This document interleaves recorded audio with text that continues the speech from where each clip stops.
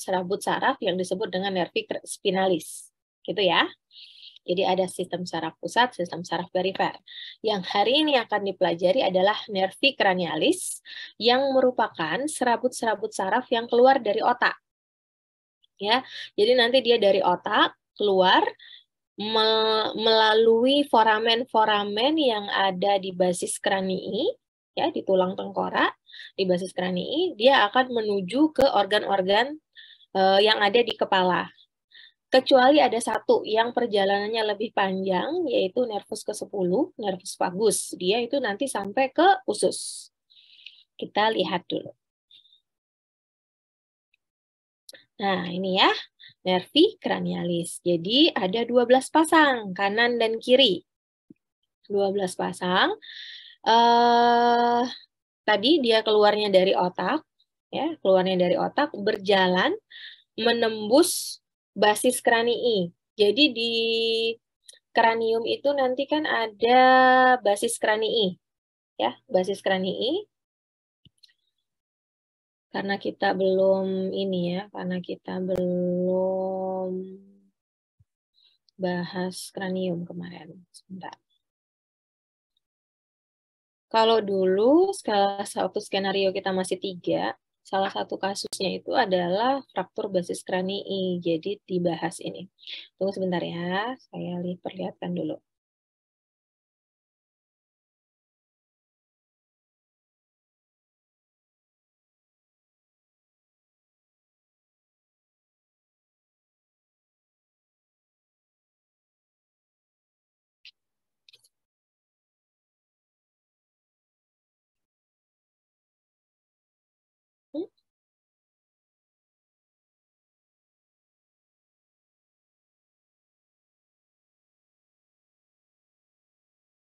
Saya nggak bisa share screen.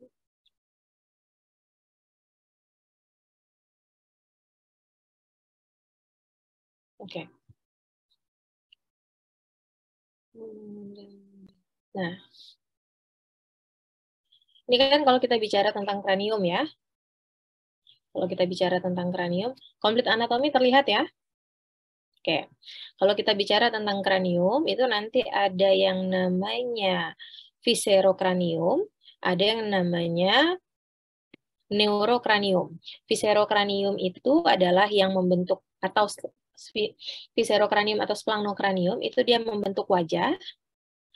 Lalu yang neurokranium itu yang menutupi otak.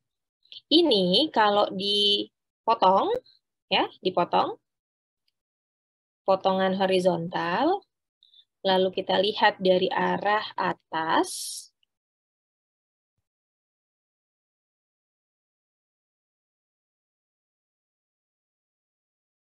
nah, bukan, cranial fossa.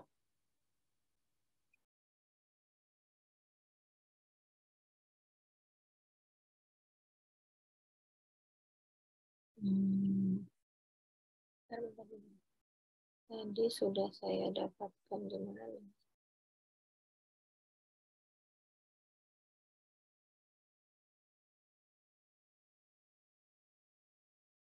Nah,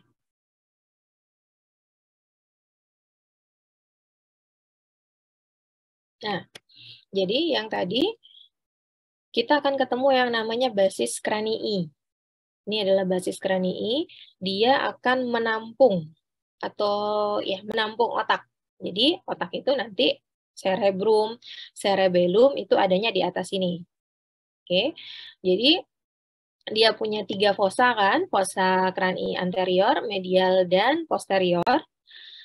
Nanti dari otak tadi akan keluar serabut saraf dan berjalan menembus di struktur-struktur yang ada di basis kranii. Oke, struktur yang ada di basis kranii. Jadi kalau kalian lihat di panduan praktikum itu, untuk praktikum kranium, kalian mempelajari tadi struktur-struktur yang ditembus oleh nervus cranialis, 12 pasang nervi cranialis. Ya, contohnya ini ada lamina cribrosa, os ethmoidalis, ya, nanti ada fissura orbitalis superior. Oke, itu tujuannya, koneksinya. Kita kembali ke sini. Nah, Jadi bayangkan ini struktur otaknya tadi ada di atas ini. Duduknya dia di sini, di basis kranii. Oke, selanjutnya dari masing-masing 12 pasang tadi ada 3 macam sifatnya. Ada yang murni sensorik, murni motorik, ada yang campuran. Ya. Dan kalian harus tahu mana yang sifatnya murni sensorik, mana yang murni motorik, mana yang campuran. Oke. Nervi cranialis itu dari anterior ke posterior dihitungnya berurut. Begitu dia keluar urut dari nomor 1 sampai 12. Oke. Masing-masing ada nama khusus, tapi kita bisa juga menyebutnya nervus cranialis pertama, nervus cranialis kedua, gitu ya. Nah, lalu, nah ini contoh yang si kranium tadi, ya, basis kranii, tempat keluarnya, nervi cranialis. Oke. Ini saya berikan tabel untuk mengetahui mana yang sensorik, motorik, dan motorik sensorik. Ini juga untuk fungsi, ya. Kalau saya, jadi kan kita kalau belajar itu, ya memang ada beberapa penghafalan ya. Jadi kalau dari zaman saya kuliah, cara menghafal fungsi ini karena kami dulu ada tokoh kartun yang namanya Sansan dan Wawa, gitu ya. Jadi ini mengingatnya adalah Sensen, Momo, Camoca, Sencaca, Momo. Kalau kalian bisa menemukan mnemonik yang lain, sebenarnya ada mnemonik yang lain, banyak mnemoniknya. Mnemonik itu kan jembatan keledai. Jembatan keledai, malah ada angkatan kakak tingkat kalian itu mereka membuat mnemonik dengan nama kawan-kawannya sendiri, kawan-kawan angkatannya. Jadi itu tidak masalah. Yang penting kalian harus tahu yang mana sensorik, motorik, dan itu pasti pertanyaan masuk ujian. Ya, mana yang sensorik, motorik, mana yang campuran. Oke, siap? Kita mulai dari nervus cranialis pertama, yaitu nervus olfactorius, ya. Dia fungsinya penghidu, bukan pencium, ya. Penghidu, dia sifatnya sensorik dan akan menerima rangsang dari hidung, menghantarkannya ke otak untuk proses sensasi bau. Nah ini ya. Jadi dia akan menembus yang saya bilang ini, lamina cribrosa os ethmoidalis. Jadi di os ethmoidalis itu di bagian tengahnya akan ada lempeng yang dia seperti saringan. Ya, saringan teh gitu ya. Jadi ada titik-titik-titiknya, ada bolongan-bolongannya yang banyak. Yang ini loh yang saya bilang ya, yang saya bicarakan yang ini lamina cribrosa os ethmoidale itu. Nanti serabut-serabut sebentar. Saya ini mengeluarkan laser. Oke, ya. Jadi nanti serabut-serabut yang asalnya dari membran mukosa. Jadi awalnya itu dari membran mukosa bagian atas rongga hidung kita. Di rongga hidung kita itu kan ada 3 sekat. Ada concha nasalis, namanya sekat. Bukan sekat hidung yang di tengah, tapi yang di sebelah lateral itu nanti ada tonjolan-tonjolan. Tonjolannya kita sebut sebagai concha nasalis, superior, media, inferior. Sebentar, biar enak kebayang. Kalian nggak ada kuliah tentang hidung kan?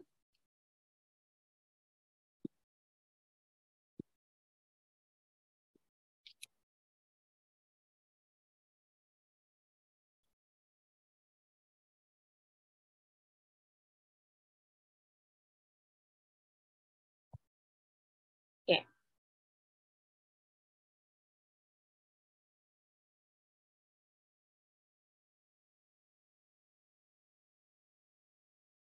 Nah, jadi ini gambaran dalam hidung kita.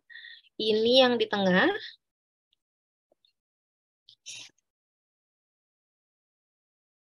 Kursor saya terlihat ya? Salah dong.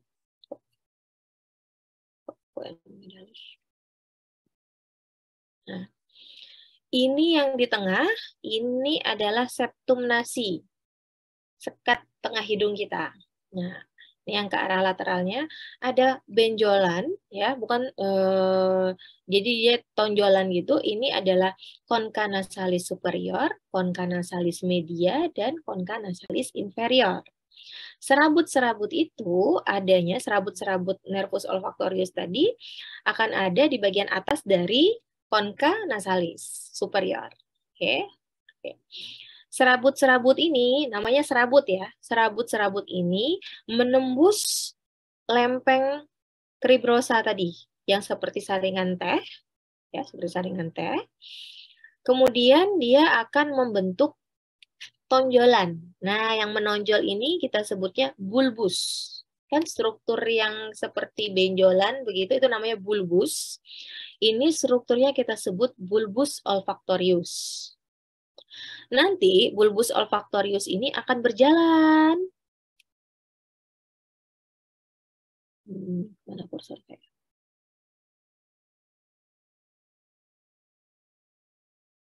Oke. Bulbus olfaktorius ini akan berjalan ke arah posterior, terus dia akan berubah nama, kita sebutnya sebagai tractus olfaktorius. Ya. Yang menggelembung ini kita sebutnya bulbus, dia berjalan ke belakang, kita sebutnya sebagai tractus olfaktorius. Nah, tractus olfaktorius ini akan berjalan di lobus frontalis otak. Sudah belajar tentang otak kan?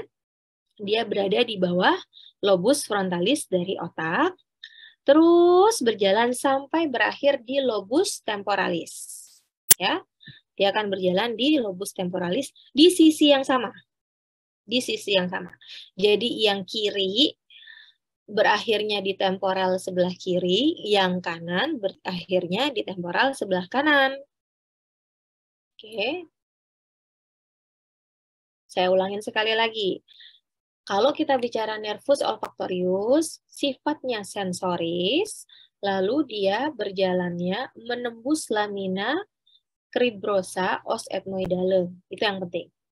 Lalu nanti menjadi bulbus olfaktorius, dan berakhirnya ke lobus temporalis. Ipsilateral, sisi yang sama. Oke. Nah, ini next ya.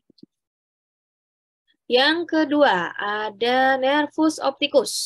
Ya, nervus opticus. Fungsinya untuk penglihatan, dia akan menerima rangsang sensoris, jadi sifatnya murni hanya sensoris, ya, menerima rangsang sensoris, dan dia untuk persepsi visual. Kita lihat perjalanannya. Oke. Jadi nanti kan kita tahu ada rongga orbita. Nanti kita belajar tentang mata ya. Di rongga orbita itu nanti keluar nervus opticusnya. Ini rongga orbita, ada mata kita.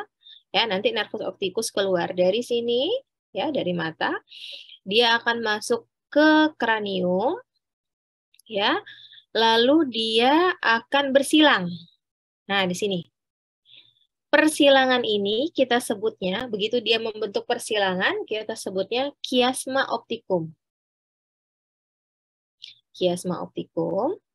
Lalu di belakang dari kiasma optikum dia berganti nama, ya. Begitu sudah melewati titik persilangan, dia tidak disebut kiasma optikum lagi, tapi disebut sebagai tractus opticus. Ya, tractus opticus.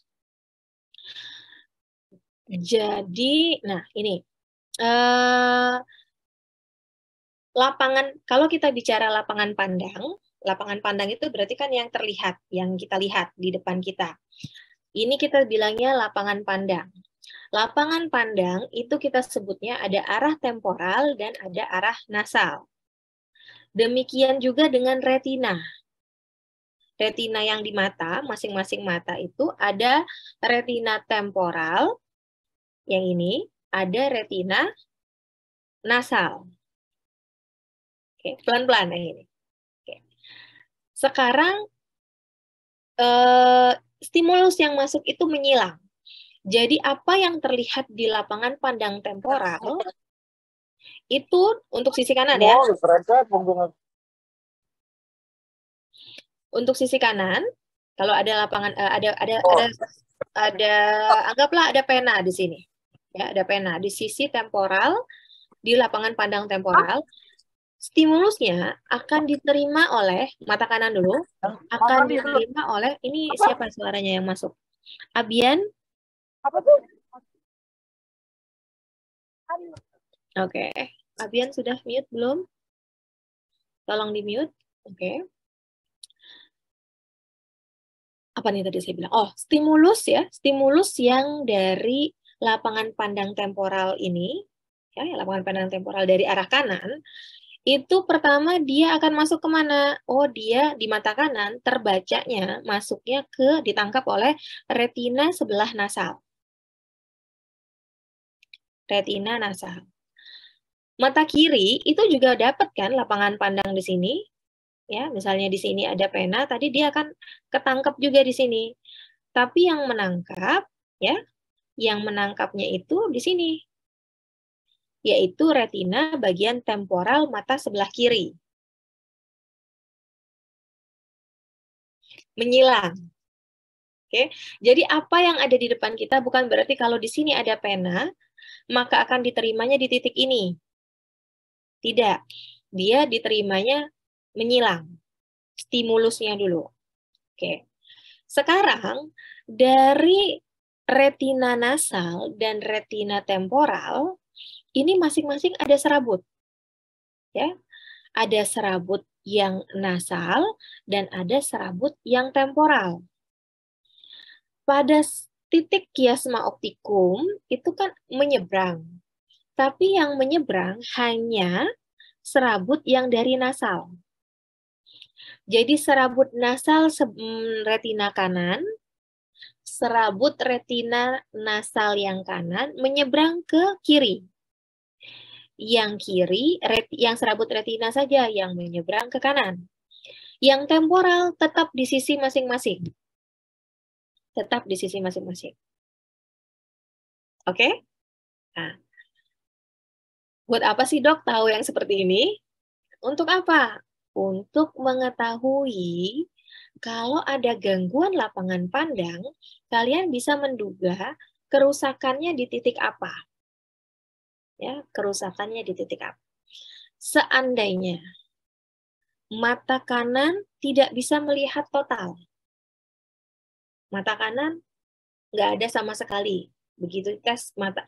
Kalau kita cek mata kan gitu ya, satu mata dulu yang diperiksa, baru mata yang satunya. Sekarang kalau diperiksa mata kanannya benar-benar tidak ada yang terlihat. Itu artinya yang rusak apa? Yang rusak di titik ini. Ya kan? Karena baik lapangan pandang temporal maupun nasal tidak terlihat. Oke, berarti yang rusak di titik ini. Apa namanya pada waktu di titik ini? Namanya nervus opticus. Berarti kita sebutnya kerusakan nervus opticus. Oke. Lalu, oh seandainya ada gangguan, ternyata pada saat diperiksa lapangan pandangnya, orang ini tidak bisa melihat arah temporal keduanya. Kedua mata. Mana nih tangan saya sebelahnya? Arah temporal kedua mata itu nggak kelihatan, temporal. Temporal. Kalau kita bilang temporal yang nggak kelihatan, berarti retina yang mengalami kerusakan area nasal. Oke. Berarti kita bayangkan, mungkin ada tumor, titiknya di kiasma optikum, tapi lebih cenderung menekan titik di sini. Oke. Ada juga kasus, ternyata misalnya penekanannya di sini. Tumor itu kan sifatnya menekan ya, menekan struktur yang ada di sekitarnya. Oke. Seandainya tumornya ada di titik sini. Di titik ini, berarti apa? Dia akan mengalami gangguan pandangan nasal. Jadi nasal mata kanan, dan ini apa nih kalau di titik sini? Begitu di titik sini, nasal mata kanan dan nasal mata kiri. Kan sudah nyebrang dia. Gitu. Ya. Nanti ini pelan-pelan. Jadi tadi pertanyaannya, kenapa kita perlu tahu? Nanti berkaitannya sama klinis, waktu kalian ada di klinis. Oke. Jadi perjalanan nervus opticus itu seperti itu. Nanti traktus optikusnya kemana? Traktus optikusnya akan berjalan ke corpus geniculatum lateral, lalu berjalan ke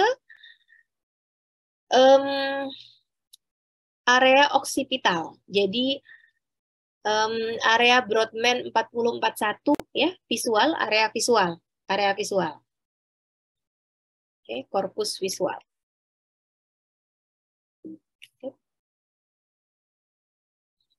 Nervus opticus selesai. Oke, nervus opticus baru 2 nih. Jadi ada oculomotorius, ada opticus. Kita ulang-ulang. Sekarang ada 3 nervus yang mempersyarafi bola mata, pergerakan bola mata, yaitu nervus ketiga, keempat, dan keenam. Nervus yang ketiga kita sebutnya nervus oculomotorius. Yang keempat adalah abdusen.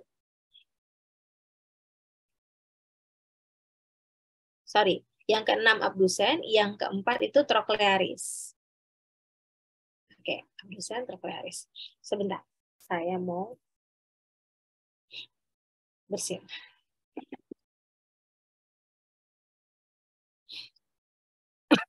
Nah, bersinnya nggak jadi. Oke.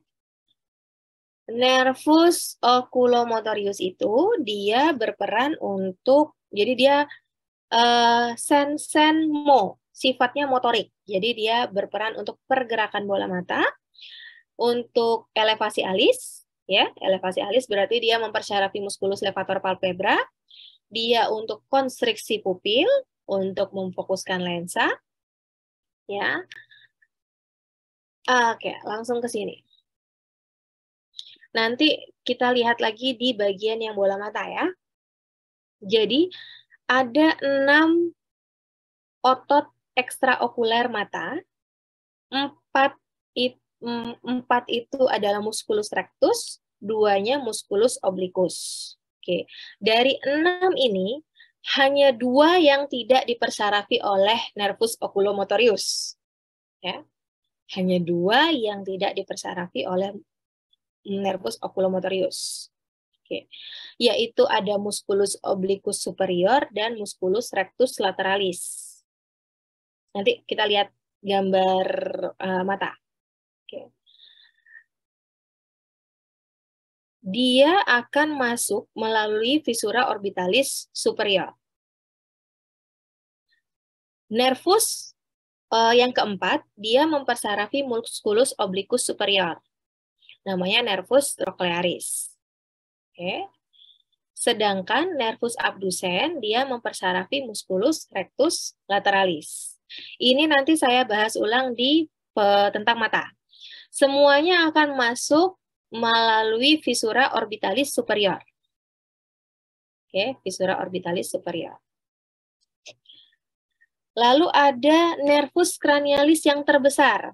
Kalau yang paling panjang perjalanannya adalah nervus vagus, kalau yang paling besar itu adalah nervus trigeminus. Oke, maaf, saya izin 2 menit.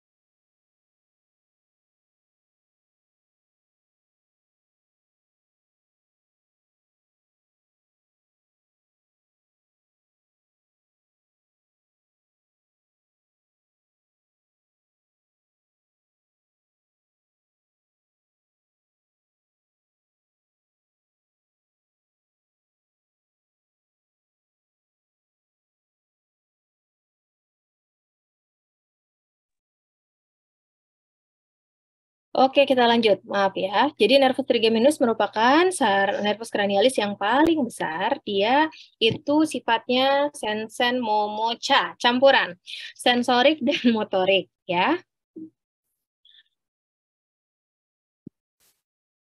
Nah, di sini kalian lihat ya. Radiks dari nervus trigeminalis itu radiks dari nervus trigeminalis itu, dia ada radiks sensorik dan ada radiks motorik. Jadi terpisah, kan serabut sensorik sama serabut motorik terpisah ya. Nah, serabut sensoriknya itu besar. Serabut motoriknya yang kecil ini. Oke, serabut motoriknya yang kecil. Yang gede ini adalah radiks sensoriknya. Jadi dia akan memasuk serabut sensoris ke kulit kepala, ke mulut, ke gigi, rongga hidung, ya banyak. Jadi yang harus diingat, nervus ada 3. Dia punya 3 cabang. Ini V ini maksudnya adalah yang kelima. Jadi nervus trigeminus, nervus kelima, cabang pertama, cabang kedua, cabang ketiga. Oke, cabang pertamanya adalah nervus ophthalmicus, yang kedua nervus maxillaris, yang ketiga nervus mandibularis. Jadi nanti dia akan keluar ya melalui fossa cranii media. Nah, nervus ophthalmicus ini gimana nih? Laser pointer. Oke. Nervus ophthalmicus ini fungsinya sensorik murni, nervus maxillaris sensorik murni, mandibularis itu sensorik dan motorik. Jadi motorik yang di sini adalah milik dari nervus mandibularis. Oke. Nervus ophthalmicus dia akan ke arah mata, ya, ke arah mata. Nervus maxillaris itu ke arah os maxilla. Ya, jadi dia mempersyarafi daerah-daerah situ. Nervus mandibularis yang penting itu adalah dia menerima input dari lidah, tapi bukan pengecapan, sensori dari lidah. Jadi di mana posisi lidah? Kan lidah itu bisa bergerak, jadi nanti yang bertanggung jawab untuk persarapan lidah itu ada motorik pergerakan lidah, ada sensori lidah, ada pengecapan lidah. Jadi yang nervus mandibularis itu untuk sensori lidah. Dan dia juga untuk mempersarafi untuk bagian mengunyah, ya, pergerakannya untuk mengunyah.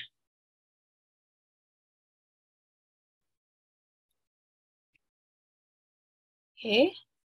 Nah, ini bisa dibaca.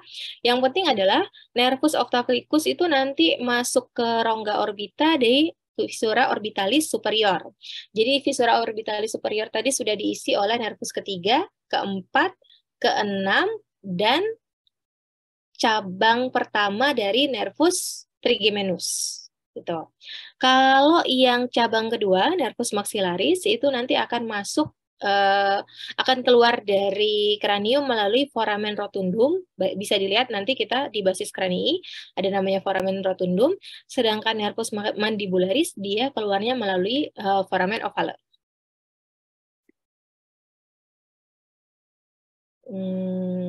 Oke, ini gambarnya kurang jelas. Nervus abducens sudah. 7.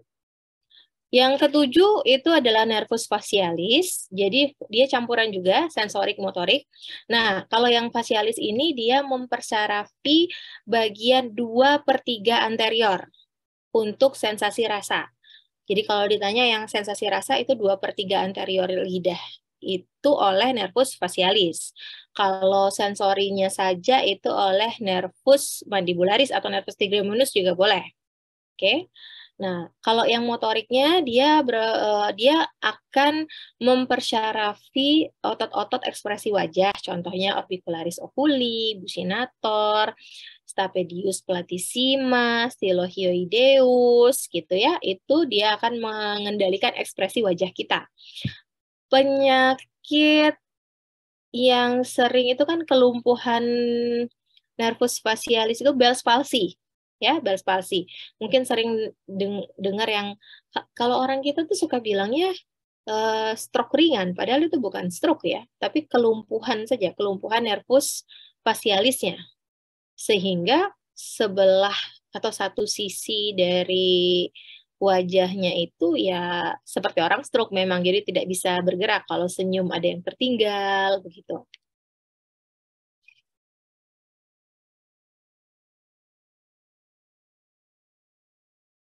Oke.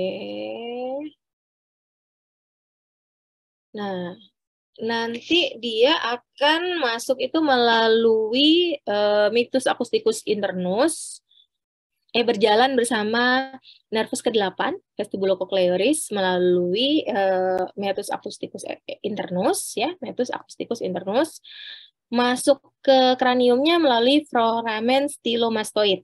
Jadi nanti pada waktu praktikum, usahakan kalian melihat semua foramen-foramen ini ya, foramen-foramen yang ada di basis kranii. Kita akan keluarkan tengkorak itu di inhale nanti. Oke, nervus vestibulocochlearis itu merupakan gabungan dari dua nervus. Untuk keseimbangan yaitu nervus vestibularis, untuk pendengaran itu nervus cochlearis. Jadi dia punya serabut-serabut yang untuk pendengaran dan ada serabut-serabut untuk keseimbangan. Oke. Kalau yang serabut-serabut keseimbangan itu dia akan mulainya dari sini, dari utriculus. Ya, utriculus. Di telinga itu kan ada struktur namanya vestibulum ya. Di sini ada vestibulum. Di dalam vestibulum itu kan ada utriculus dan ada saculus. Nah, dari utriculusnya itu yang keluar nanti serabut-serabut saraf. Oke. Sedangkan nanti dari koklea ya, dari koklea itu keluar yang untuk nervus vestibularis. Cochlearis. Kalau dari utriculus itu nervus vestibularis, dari cochlearis dia nervus cochlearis. Bergabung dia. Lalu begitu dia bergabung, disebutnya sebagai nervus vestibulocochlearis. 8 sudah. 9 itu ada nervus glossopharyngeus. Tadi glossopharyngeus ya, jadi lidah dan faring. Itu aja mengingatnya, lidah dan faring. Fungsi motoriknya adalah untuk membantu menelan, kan di faring. Jadi dia membantu menelan untuk mengingatnya. Kalau sensorisnya sepertiga posterior. Tadi 2/3 anterior kan sudah ya, 2/3 anterior sudah. Sekarang sepertiga posteriornya untuk sensasi rasa. Ada yang ingat 2/3 anterior dipersarafi oleh nervus facialis atau yang nervus ke-7. Oke. Sedangkan sepertiga posteriornya itu dipersarafi oleh nervus glossopharyngeus. Nanti dia melalui foramen jugularis. Ya, cari foramen jugularis itu di mana? Oke. Nah, ini yang paling panjang yang saya bilang, nervus vagus. Makanya namanya vagus. Vagus itu kan dari vagabond, jadi berpetualang dianya. Dia akan sampai ke usus. Dia fungsinya itu berkaitan dengan organ-organ viscera, organ-organ dalam kita. Ya, organ-organ darah. Yang sensori itu menerima rangsangnya, sedangkan yang motoriknya mengendalikan organ-organ itu. Oke. Yang ke-11 adalah nervus accessorius. Nervus accessorius itu dia mempersarafi musculus sternocleidomastoideus dan bagian atas dari musculus trapezius. Jadi dia berfungsi untuk memalingkan. Ya, jadi kalau kita sternocleidomastoideus itu untuk kita noleh. Oke. Yang terakhir itu adalah nervus hypoglossus, lidah. Ya, hipoglossus, murni motorik. Jadi untuk pergerakan lidah. Jadi lidah tadi, saya ulangi sekali lagi, lidah tadi dipersarafi oleh nervus trigeminus cabang ketiga, yaitu nervus mandibularis untuk sensasi sensorik. Lalu untuk pengecapnya 2/3 anterior oleh nervus facialis. sepertiga posterior oleh nervus glossopharyngeus, sedangkan motoriknya, pergerakan dari lidah kita itu oleh nervus hypoglossus. Oke.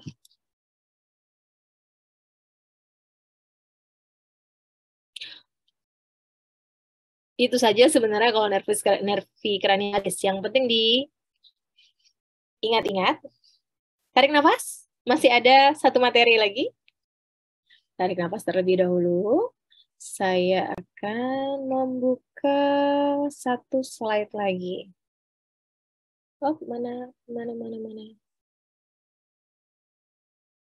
Kita masih ada waktu 1,5 jam, kan? Tunggu ya, cukup.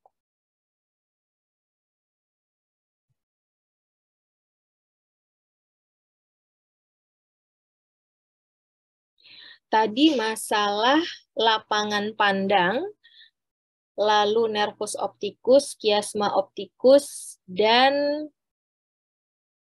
tractus opticus sudah kita pelajari.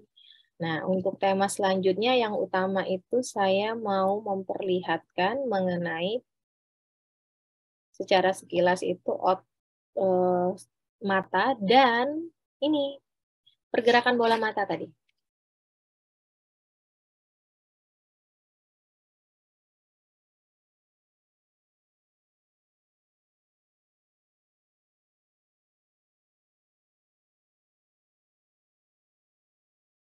Oke. Masuk ya? Oke. Yang akan kita pelajari sekilas adalah mengenai mata dan telinga. Jadi mata itu adalah struktur yang berada di rongga orbita ya, atau caf. Oke, atau kavitas orbita ya, dan dia dipersarafi oleh nervus opticus. Dia terbenam di bantalan jaringan adiposa. Jadi nggak nabrak-nabrak matanya, walaupun kita noleh kanan, noleh kiri ya. Oke. Nah, ini adalah penyusun rongga orbita. Jadi kalian harus tahu otot tulang-tulang apa yang menyusun rongga orbita. Rongga orbita ini kan bentuknya tidak bulat sempurna ya. Dia bentuknya tuh lebih ke seperti piramid. Jadi lebar di bagian anterior dan di bagian posterior dia mengerucut. Rongga orbitanya, bukan matanya, tapi rongga orbita. Nah, si rongga orbita ini ada batas-batas. Di batas atas ya, di batas atas itu ada os frontale, dan dibentuk oleh os frontale. Di sebelah lateral dia dibentuk oleh processus os frontale dan os zygomaticum. Os zygomaticum itu yang ini kan? Yang kalau pada perempuan dipasangin blush on itu os zygomaticum. Pipi, tulang pipi kita. Ini membentuk margo lateralis dari mata. Jadi di os zygomaticum ini ada yang menonjol membentuk batas rongga orbita kita. Yang dari frontal juga dia di sebelah lateral ada yang menonjol, ada prosesusnya. Membentuk batas dari rongga orbita. Mungkin kalau saya yang mencontohkan kurang enak melihatnya ya, mata saya agak kecil. Kalau orang-orang ada kan yang biasanya yang Arab-Arab itu kelihatan jelas tulang orbitanya ini. Oke, jadi di sini ada os zygomaticum. Lalu di infraorbitanya di bagian bawah dia dibatasi oleh os zygomaticum dan os maxillaris. Ya, os maxillaris. Rahang. Ya, rahang kita ini ada os maxillanya itu sampai ke sini. Lalu di bagian medialisnya itu ada prosesus dari os maxillaris dan prosesus dari os frontal. Kalau saya bilang tentang tulang-tulang ini sudah terbayang kan? Os frontal, os zygomaticum, os maxilla, oke. Sudah ada yang membahas? Sudah praktikum belum? Ada kuliahnya? Ada Enggak. dok dari dokter Budi. Ada dari dokter Budi? Iya dok. Oh sudah, oke, bagus. Oke, secara sekilas ini kan sebenarnya sudah kita pelajari pada waktu SMA ya, bahwa bola mata itu ada 3 lapisan, ada tunika fibrosa, tunika vaskulosa, dan tunika sensoris. Lihat gambar aja ya. Nah, ada tunika fibrosa, tunika vaskulosa yang warna merah, dan ada tunika sensori. Tunika fibrosa itu terdiri dari sklera. Sklera itu yang warna putih, mata. Itu sklera, yang ini agak-agak nggak kelihatan, tapi ada pembatasnya nih yang ini. Ini masih sklera. Terus bagian depan yang transparan itu adalah kornea. Semua tahu kan lokasi kornea? Di bagian yang hitamnya kita ini, kan ada putih, ada yang hitam. Ada lapisan transparan. Kornea itu harus transparan ya. Lapisan transparannya itu kornea. Oke, lapisan transparannya kornea. Lalu ada tunika vaskulosa yang terdiri dari koroid. Ini, ya, yang ini koroid. Lalu ada corpus ciliaris. Ini corpus ciliaris. Dan ada iris. Oke. Iris ini yang mengandung pigmen warna yang menentukan warna dari bola mata kita. Lalu apa lagi yang harus diketahui? Ini ada retina, yang ini retina ya, retina. Nah nanti nervus opticus kan akan keluarnya dari sini. Oh satu lagi yang penting dari nervus opticus. Jadi nervus opticus itu dia diselubungi oleh meningens, dura mater, pia mater, ya, arachnoid mater, itu dia melapisi, menyelubungi nervus opticus. Sehingga kan nervus opticusnya akan berhubungan di bagian retina nanti ya. Kita kan bisa melihat nervus opticus, diskus opticus yang bisa kita lihat.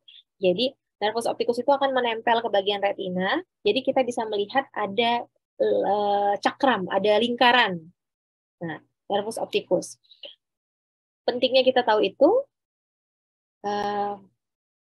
kalau misalnya ada kasus-kasus kecelakaan, curiga, ada trauma kepala, biasanya nanti dokternya akan melihat mata. Ya, melihat matanya menggunakan senter untuk melihat refleks pupil. Yang kedua lagi dia akan melihat menggunakan oftalmoskop itu untuk melihat diskus optikusnya. Kalau ternyata ada peningkatan, jadi bukan cuma kasus trauma kepala ya, tapi kalau ada peningkatan tekanan intrakranial, tekanan di kepala, maka tekanan itu akan disalur. Jadi peningkatan tekanannya atau pembengkakannya itu akan disalurkan sampai ke sini karena kan dia diselubunginya sama oleh dura mater, arachnoid dan pia mater tadi, ya. Nah, jadi kita bisa melihat kalau diskusnya ternyata ngembung, ya, mengalami edema, oh ternyata ada peningkatan tekanan intrakranial. Jadi kalau masuk stase mata atau nanti ada kasus mata, tahu kenapa kita bisa mendeteksi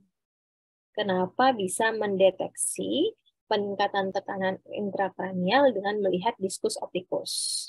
Oke. Lalu ini iris tadi. Iris itu memiliki serabut yang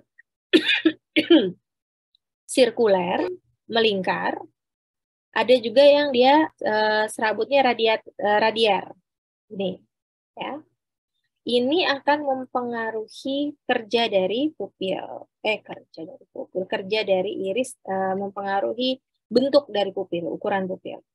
Ini normal, ya, pada kondisi cahaya normal. Pada saat cahayanya terang, maka yang sirkuler itu akan berkontraksi. Kalau sirkuler berkontraksi, maka yang terbuka, area pupilnya, itu akan mengecil. Itu yang kita cek refleks pupil, kan? Kita mengecek refleks pupil. Kalau kita berikan cahaya, harusnya muskulus yang sirkuler, muskulus yang sirkuler itu berkontraksi, sehingga pupilnya mengecil. Tapi kalau ternyata ada gangguan, maka dia tidak mengecil. Yang mengatur ini nanti adalah nervus oculomotorius. Ya, nervus oculomotorius. Nervus oculomotorius yang keberapa? Yang ke-3. Oke. Sedangkan kebalikannya, kalau cahaya redup, maka yang berkontraksi adalah yang bentuknya radier. Dia berkontraksi, ya, mengecil sehingga pupilnya membesar. Oke. Nah, sekarang ini nih yang mau dipelajari. Tadi saya bilang, ada 6 otot ekstraokuler yang mempengaruhi pergerakan bola mata. 4 rektus itu artinya lurus, ya. 4 rektus dan 2 oblik.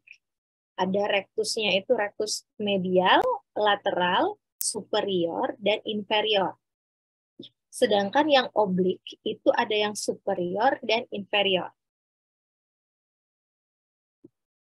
Masih ingat ya, diulang lagi. Semua dipersyarafi oleh nervus ketiga, kecuali oblikus superior dan rectus lateralis. Nah, ini kira-kira gambarnya. Ya, yang ini oblikus, superior, lalu ada oblikus inferior, ini. Nanti saya putarkan video yang saya rasa membantu untuk memahami tentang pergerakan bola mata. Kalian harus tahu pergerakan bola mata. Jadi, gini, kita bicaranya pergerakan bola mata itu bisa ke atas, bisa ke bawah, bisa aduksi. Kalau aduksi dia berarti mengarah ke medial ya. Bisa aduksi mengarah ke medial, bisa abduksi mengarah ke lateral. Oke, itu dulu. Bisa ke atas, ke bawah, abduksi, aduksi. Oke. Kalau kerja dari rectus medialis dan rectus lateralis itu lumayan gampang. Rectus medialis dia hanya menarik ke arah medial. Jadi dia hanya kerjanya aduksi. Rectus lateralis juga lebih sama-sama sederhana. Gerakannya hanya menarik ke arah lateral atau abduksi. Oke, abduksi. Nah, kalau yang superior dan inferior, rectus superior dan inferior, dia akan menggerakkan bola mata ke atas untuk superior dan ke bawah untuk inferior. Tapi kalau gerakannya, kalau dia dalam kondisi abduksi, ya, jadi dia baru utamanya menggerakkan ke atas itu kalau kita anggap mata kanan saya itu berarti kan dia kalau ke lateral dia sedang abduksi. Ke atas kalau kita arahkan keluar dan ke atas, ke lateral dan ke atas, itu yang bekerja adalah rectus superior. Karena kalau mata kita dalam kondisi aduksi, itu yang bekerja justru yang oblik. Ya, yang bekerja justru yang oblik. Namun terbalik, yang menggerakkan ke atas, dalam kondisi aduksi ya, yang menggerakkan ke atas, itu hanya yang menggerakkan ke atas itu adalah oblikus inferior. Sedangkan yang menggerakkan ke bawah adalah oblikus superior. Jadi khusus untuk oblikus dia agak kebalik dari namanya. Oke? Kenapa harus tahu ini? Karena nanti kalian harus bisa menyelidiki sebenarnya nervus mana yang mengalami gangguan dengan melakukan pemeriksaan mata. Kalau nanti masuk stase mata kan akan ada pemeriksaan. Kalian harus memeriksa nervus 3, 4, atau 6 yang mengalami gangguan.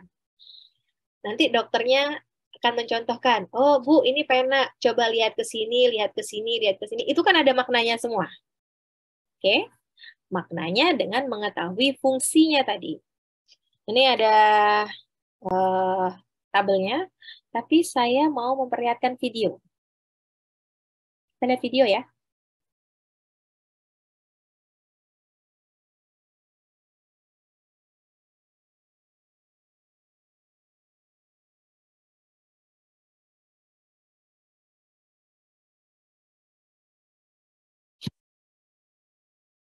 In this video, we will go over the basic anatomy related to the clinical assessment of eye movements. Since we will not address visual acuity, visual field testing, visual reflexes, or autonomic innervation to the eye, we will concern ourselves only with the innervation and functions of the 6 striated extraocular muscles responsible for positioning the eyeball. Inferior rectus, lateral rectus, inferior ini saya percepat oblique. aja ya. Saya A convenient way to remember this pattern of innervations of the bony orbit, relationship to a of elevation or looking up, depression or looking down, specifically assessed during a root examination, 5-degree angle, orbit. And if we were to stand on our head, though other extraocular muscles can assist of medial rectus causes adduction of the extraocular muscles. Oke. Suara saya yang terdengar kan? Tunggu. Kita lihat video. Jadi ini contohnya untuk pergerakan musculus rectus medialis. Berarti dia adduksi. Medial rectus is the primary adductor, though other extraocular muscles can assist. Di sini kalian bisa melihat ini ya, gerakan matanya ya. Musculus rectus lateralis melihat ke lateral. Other extraocular muscles can assist in this movement. The remaining 4 extraocular muscles are a little bit more complex since they are capable of producing multiple eye movements, and their primary function changes depending upon the relative position of the eye within the orbit. The primary result of contraction of superior rectus is elevation of the eye. Okay. However, superior rectus is most effective at elevating the abducted eye. Okay, ini tadi with increasing adduction, bahwa superior untuk rectus yang superior itu dia fungsinya memang untuk melihat ke atas, tapi lebih utama untuk mata yang sudah mengalami abduksi. Kalau yang adduksi yang bekerja adalah musculus obliquus inferior. Oke.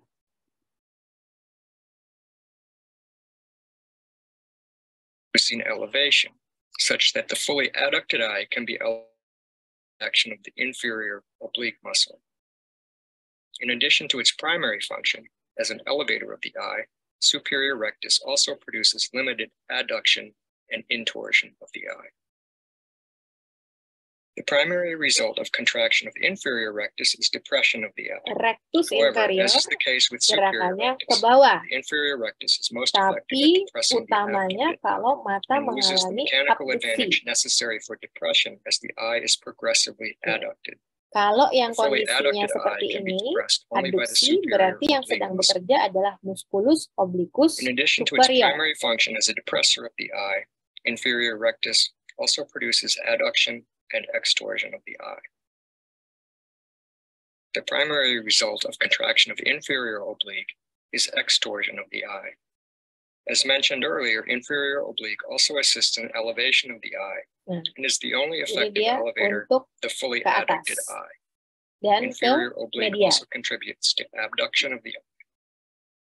Finally, let's consider the most misunderstood of the extraocular muscles.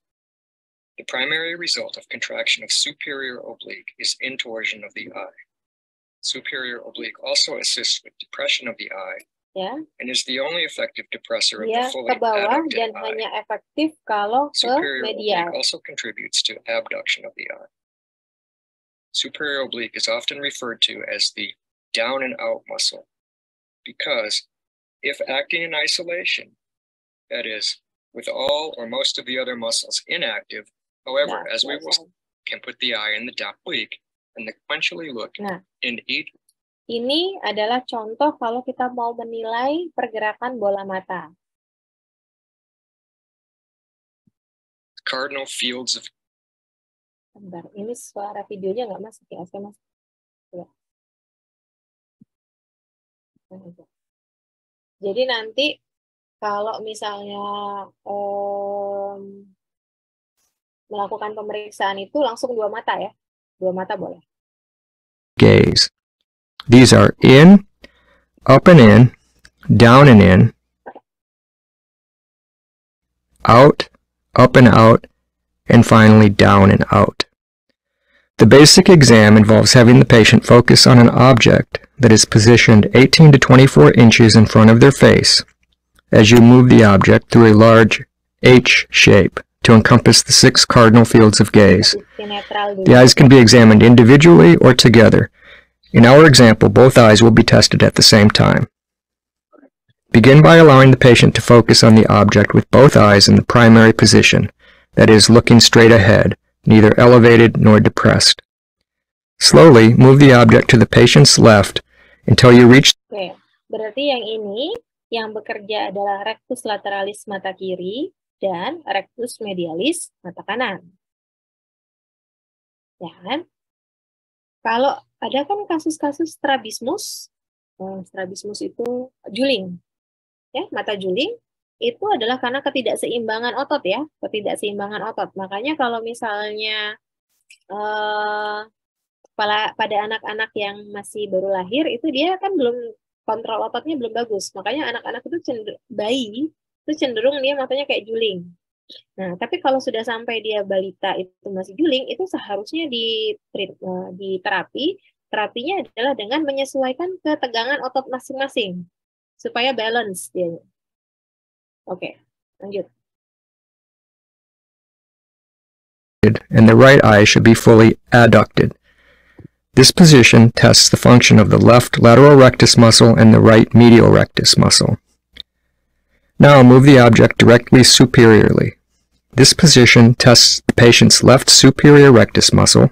Oke, yang mata sini, mata satu ini, karena dia ke arah lateral, yang bekerja adalah rectus superior.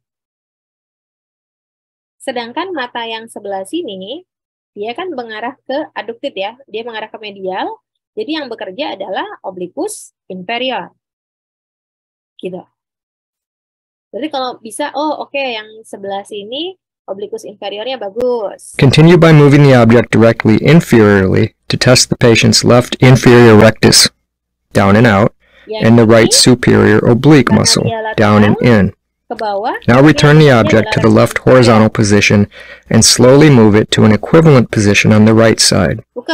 Here you can examine the function of the patient's right lateral rectus muscle, abduction, and the left medial rectus muscle, adduction. Again, raise the object directly superiorly to test the right superior rectus muscle, up and out, and the left inferior oblique muscle, up and in. Move the object directly inferiorly to complete the exam by testing the right inferior rectus, down and out, and the left superior oblique muscle, down and in. You have now tested the 6 cardinal fields of gaze for each eye. Oke, jadi untuk pemeriksaannya sudah paham tadi. Yang harus kalian ingat, kalau yang rectus itu medial dan lateral sederhana, kanan dan kiri, bukan lateral dan medial. Nah, begitu yang rectus superior dan inferior, pastikan bahwa itu dalam kondisi abducted. Berarti yang dinilai adalah kalau dia melihat ke arah lateral. Tapi gerakan atas dan bawahnya tetap sesuai nama. Yang superior gerakin ke atas, elevasi, yang inferior menyebabkan depresi, ke bawah. Hal yang berkebalikan adalah kalau kondisi matanya adducted, berarti dia ke arah medial. Yang di sini yang bekerja adalah otot-otot oblikus. Artinya, kalau dia elevasi ke atas, yang bekerja adalah oblikus inferior, yang ke bawah, itu yang bekerja adalah oblikus superior. Diulang-ulang ya. Ini pertanyaan saya kalau ujian. Oke. Jadi nanti jangan bingung kenapa diperiksanya begini. Oke. Lanjut, kita mau sholat Jumat, saya minta waktu 10 menit lagi ya. Bisa ya, Dek ya? Sholat Jumat kan? Bentar ya, nanggung. Oke. Nah, ini adalah organ-organ aksesorisnya. Ada ada alis, ada kelopak mata. Kelopak mata kita ada palpebra superior dan palpebra inferior ya. Kita punya palpebra itu atas dan bawah. Oke. Lalu nanti ada aparatus lacrimalis, kelenjar lacrimalis, apparatus lacrimalis, ductus lacrimalis yang berkaitan dengan dengan air mata. Ya. Jadi kan di arah ini arah lateral, ini arah medial.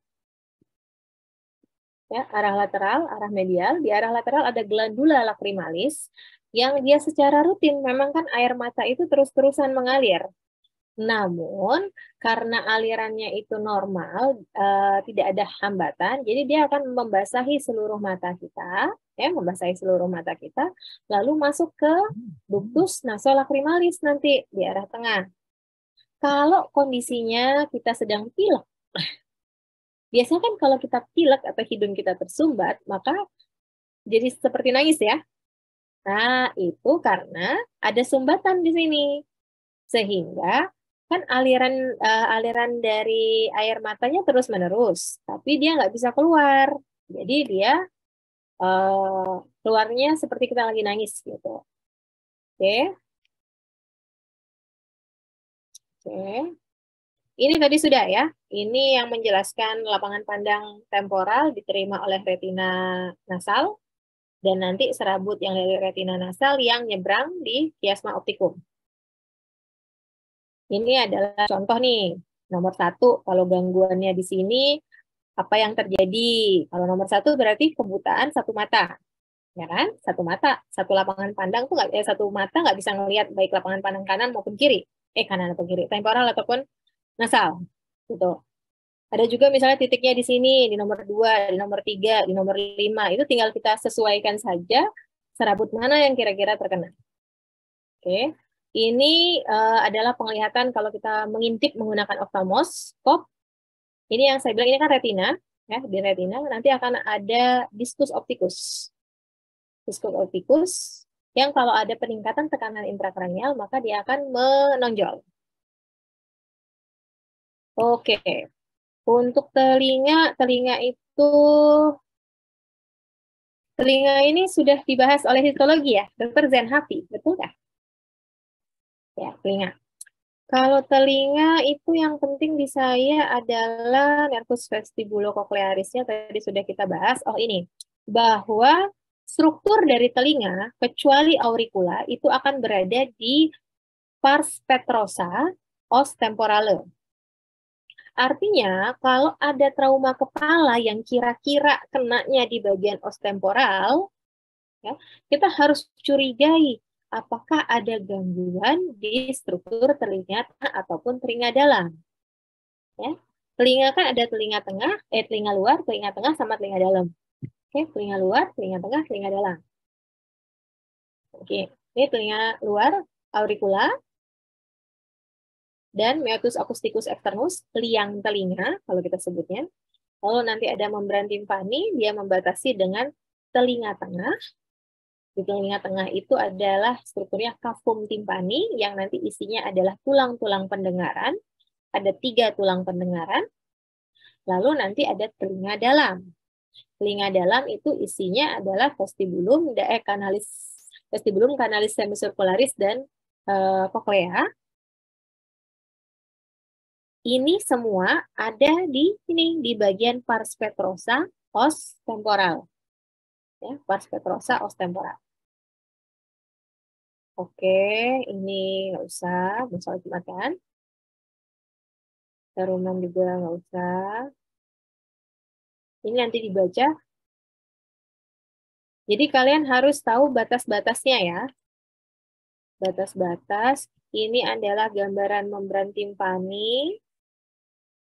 Nih, ini adalah gambaran membran timpani. Dilihat dari arah lateral, jadi arah luar. Dari arah luar, bukan dari arah dalam. Ini yang akan kalian lihat kalau kalian melakukan pemeriksaan otoskop.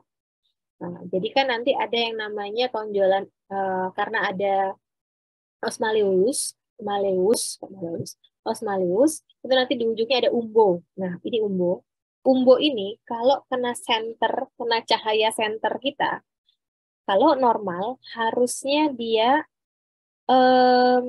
ada refleks cahaya, ya, ada refleks cahaya, ada pancaran cahaya yang mengarah ke bawah dan ke anterior. Ya, ke bawah dan ke anterior. Jadi di sini kita ngelihatnya. Kalau di sini nggak ada, berarti kemungkinan membran Tiffany-nya kan sudah mengalami kerusakan. Oke. Malleus into step sudah, nanti bisa dilihat. Nah, nanti ada fenestra vestibuli, ada fenestra ovale. Kalau bahasa Inggrisnya ini adalah round, yang ini round window, yang ini saya lupa apa ya, oval window. Oh enggak, oval window yang ini, oval window. Fenestra vestibuli itu adalah round window, yang fenestra ovale itu oval window. Oke. Ada tuba eustachi, saya salah, harusnya bukan tuba eustachi, tapi tuba auditiva. Nah, di telinga dalam yang harus kalian pelajari ada labyrinthus osseus, ada labyrinthus membranous. Jadi, nih ya. Jadi, labyrinthus osseus itu tulangnya. Berarti itu adalah kokleanya, adalah kanalis semisirkularisnya, adalah vestibulumnya. Sedangkan di dalam tulang itu, nanti dalam strukturnya itu kan ada dilapisi membran. Itu adalah labyrinthus membranosa. Ialah tadi di vestibulum ada utriculus, ada sacculus. Kalau di kanalis semisirkularisnya ada ductus semisirkularis. Ya, beda namanya. Oke, nanti dibaca ininya ya, dibaca slide-nya aja.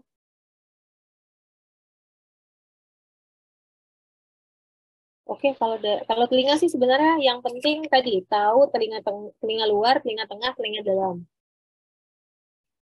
Oke, kalau yang ini saya rasa sudah dipelajari di histologi. Oke, itu saja. Kisi-kisi dari saya selalu menanyakan kalau kolumna vertebralis itu pasti yang saya tanyakan adalah kalian harus tahu ciri-ciri. Kan ciri-ciri kemarin sudah kita ulang berkali-kali ya. Cervical, thoracal, lumbal. Lalu mana yang tipikal, mana yang atipikal. Lalu kalau untuk nervi cranialis itu biasanya akan saya tanyakan fungsi. Fungsi. Di IT saya nanyanya, di CBT IT saya nanyanya fungsi. Kalau pada praktikum biasanya saya tanya foramen di basis kranii adalah tempat keluarnya apa? Atau dilalui oleh apa strukturnya?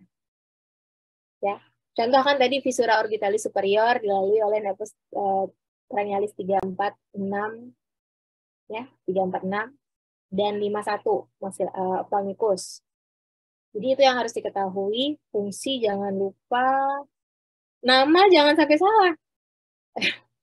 Jadi jangan sampai nervus yang pertama itu nervus opticus, yang pertama adalah ophthalmicus gitu ya. Namanya juga harus diingat karena kan ya namanya penamaan kita. Terus apalagi? Kalau mata biasanya yang saya tanya pergerakan bola mata, siapa yang bertanggung jawab untuk bergerakan ke lateral, ke medial. Udah itu aja. Kalau telinga saya biasanya sih menanyakan struktur saja sih. Yang masuk telinga tengah, telinga dalam, telinga luar. Oke, sudah mau jam 12 yang laki-laki mau sholat Jumat. Hari Senin, nanti saya coba buatkan dulu ya. Nanti saya akan buat yang sesi pertama, kedua, ketiga, keempat itu ya mau nggak bisa 2 kelas full, jadi 1,5 kelas. Jadi nanti saya kan sudah tanya dengan koordinator jumlah per kelas. Nah, itu nanti saya tinggal sebutkan misalnya sesi pertama adalah kelas alfa seluruhnya, lalu kelas beta dari nomor absen 1 sampai 15. Misalnya begitu ya. Kalian tahu kan nomor absen masing-masing? Oh, oke. Baiklah. Kalau begitu, saya tutup kuliahnya. Assalamualaikum warahmatullahi wabarakatuh. Waalaikumsalam warahmatullahi wabarakatuh. Terima kasih dokter. Terima kasih, dokter.